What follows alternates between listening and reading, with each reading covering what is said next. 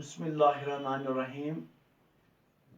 It is class 11th, subject economics. Today's topic is main elements and causes of green revolution. Causes जो हैं, वजूहात जो हैं green revolution के, सब्ज इनकिलाब जिसको हम कहते हैं, कौन कौन से एलिमेंट्स हैं, कॉजेज हैं जिसकी वजह से ग्रीन रिवोल्यूशन सब्ज इनकिलाब आया. It is related to agriculture. जब सब्ज ग्रीन रिवोल्यूशन की बात कर रहे हैं तो एग्रीकल्चर की बात करते हैं. पहला है high yielding varieties of seeds. High yielding varieties of seeds, जब नई सीड्स जो हैं जिनकी प्रोडक्शन बहुत ज्यादा थी, जिनकी पैदावार बहुत ज्यादा थी, ऐसे बीज आ गए, जब उन्हें इंट्रोड्यूस किया गया न्यू बीज को, तो एक साल में की यील्ड जो है ये एक्सीड हो गया 25% से लेकर 100% तक. जब हाई यील्ड वैरायटी सीड्स का इस्तेमाल किया गया एग्रीकल्चर में, तो 25% से लेकर 100% तक क्रॉप जो था, यील्ड जो था, आउटपुट जो था एग्रीकल्चर से, उसमें इजाफा हुआ 25 से लेकर 100% तक. एज कंपेयर टू, जब हम कंपेयर करते हैं, मवाजना करते हैं ट्रेडिशनल वैरायटीज से, जो पहले हम बीज का इस्तेमाल करते थे, उसके मुकाबले में जो नए, जिसको high yielding varieties of seeds कहा जाता है, उनका इस्तेमाल किया गया, तो साल में 25% से 100% का इजाफा हुआ नए बीजों के इस्तेमाल से. This is known as HYV, high yielding variety. High yielding variety, high yielding को ज्यादा, जिससे पैदावार हमें निकल जाता है, जिससे हमें आउटपुट बहुत ज्यादा आ जाता है, was the main cause of green revolution. Means ये एक बड़ा अहम ही मुद्दा था, एक बड़ा अहम ही कॉज था ग्रीन रिवोल्यूशन का. दूसरा है इरिगेशन. दूसरा पॉइंट इरिगेशन. जब हम इरिगेशन की बात करते हैं, तो जब टोटल जो कल्टिवेटेड लैंड थी, जिसपे क्रॉप्स थे, सिर्फ 17% जो थी cultivated land, it was irrigated in 1950-51. पहले वाले क्वेश्चन में भी हमने इस पे बात की है कि जब 1950-51 में सिर्फ 17% कल्टिवेटेड लैंड जो थी वो इरिगेटेड थी. मींस इरिगेशन फैसिलिटी जो थी वो सिर्फ 17% लैंड को थी, कल्टिवेटेड लैंड को. आज के दौर में, आज के दिन में, आज के टाइम में अगर देखा जाए तो 40% लैंड जो है उस पे वो इरिगेशन फैसिलिटीज और अवेलेबल. 30% जमीन जिस पे हम कॉस्ट करते हैं कल्टिवेटेड लैंड, वहां इरिगेशन फैसिलिटी अवेलेबल है आज के दिन में, आज के दौर में.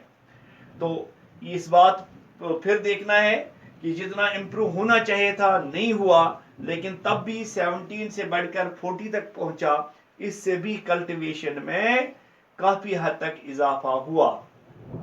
एक बात को यहां फिर इस पे थोड़ी सी बात करें. 60% आज भी जो कल्टीवेटेड लैंड है, डेट डिपेंड ऑन रेन्स. वो रेन्स पे उनका इन्हिसार है, या मॉनसून जिसको हम कहते हैं, उन पे उनका इन्हिसार है 60% लैंड का. ये अब दूसरा point, irrigation facilities also one of the causes of green revolution. ये भी एक वजह है ग्रीन रिवोल्यूशन का. इरिगेशन में थोड़ी सी इंप्रूवमेंट आ गई, तो यही वजह भी एक वजह है ग्रीन रिवोल्यूशन का. थर्ड है केमिकल फर्टिलाइजर्स। केमिकल फर्टिलाइजर्स जो हैं they are also responsible for green revolution. ये भी जिम्मेदार हैं ग्रीन रिवोल्यूशन के लिए, सब्ज इनकलाब के लिए, एग्रीकल्चर में कॉफी प्रोडक्शन निकलने के लिए। By the use of fertilizers production increased. जब हमने ये फर्टिलाइजर का इस्तेमाल किया, खादों का इस्तेमाल किया, तो प्रोडक्शन जो है, पैदावार जो है, उसमें इजाफा हुआ। After the initiating of high yielding program in variety program in 1966। 1966 में एक प्रोग्राम गवर्नमेंट की तरफ से लॉन्च किया गया जिसका नाम था YVP। Y means it is high, actually HYVP, high yielding varieties program। ये 1966 में लॉन्च किया गया।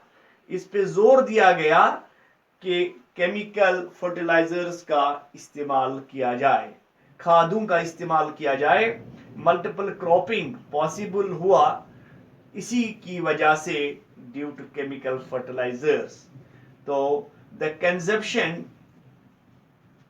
Consumption of chemical fertilizers was 255.76 lakh ton.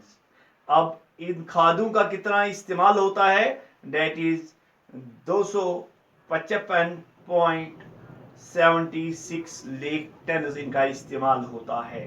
तो ये भी एक रीजन है ग्रीन रिवोल्यूशन का।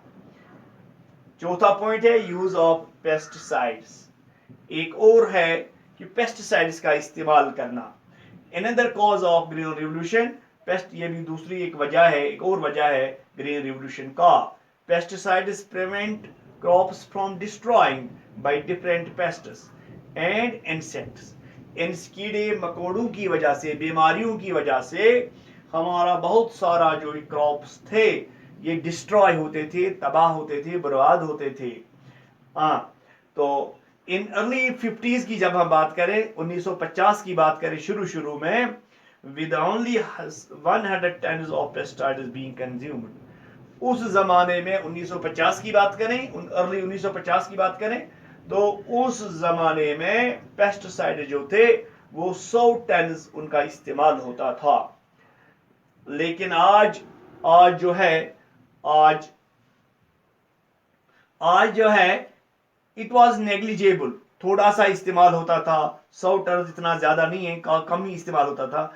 आज इसमें इजाफा हुआ है, ये 90,000 टन 1990-91 में जब देखा गया तो इन पेस्टिसाइड्स का इस्तेमाल 90,000 टन होता था तब तक, 90-91 तक। ये भी एक रीजन है इस ग्रीन रिवोल्यूशन का। एक और रीजन है हमारा मैकेनाइजेशन ऑफ एग्रीकल्चर। एग्रीकल्चर जो है, एग्रीकल्चर में ग्रीन रिवोल्यूशन एक और वजह है। इसकी वजह से जो है एग्रीकल्चर में इजाफा हुआ, ग्रीन रिवोल्यूशन आया। ट्रैक्टरों का इस्तेमाल होता है, हार्वेस्टर्स जो फसल कटाई के काम आता है, मशीनें, उनका इस्तेमाल होता है, थ्रेशर्स का इस्तेमाल होता है, पंपिंग सेट्स का इस्तेमाल होता है, ए लॉट, और काफ़ी तादाद में इन चीज़ों का इस्तेमाल होता है अब एग्रीकल्चर में। तो ये भी एक वजह है ग्रीन रिवोल्यूशन प्रोसेस का। एक और पॉइंट है multiple cropping programme. Multiple cropping programme also helped in increasing the production. इस प्रोग्राम की वजह से ये प्रोडक्शन है, agriculture production, it increased manifold, कहीं गना इसमें इजाफा हुआ। तो 1970-71 की जब बात करें तो मल्टीपल क्रॉप वाज डन। इसका इब्तिदा, इसकी शुरू 1970-71 में हुई on 18 lakh hectares of land. उस वक्त ये मल्टीपल क्रॉप जो था ये सिर्फ 18 लाख हेक्टेयर लैंड पे इसकी कल्टीवेशन होती थी। इट इंक्रीज्ड, आज जब देखा जाए तो इसकी जो land under this cultivation, multiple cultivation जो आती है, that is 420 lakh hectares of land. इस पे आज मल्टीपल क्रॉपिंग होती है। ये भी एक वजह है जो ग्रीन रिवॉल्यूशन आया, जो इन सब्ज इनकलाब आया, तो ये भी एक वजह है। तो ये थे कुछ वजूहात जिस पे हमने ये कहा कि these are the elements and causes responsible for the green revolution. तो इसके लिए आज के लिए इतना ही। Thank you.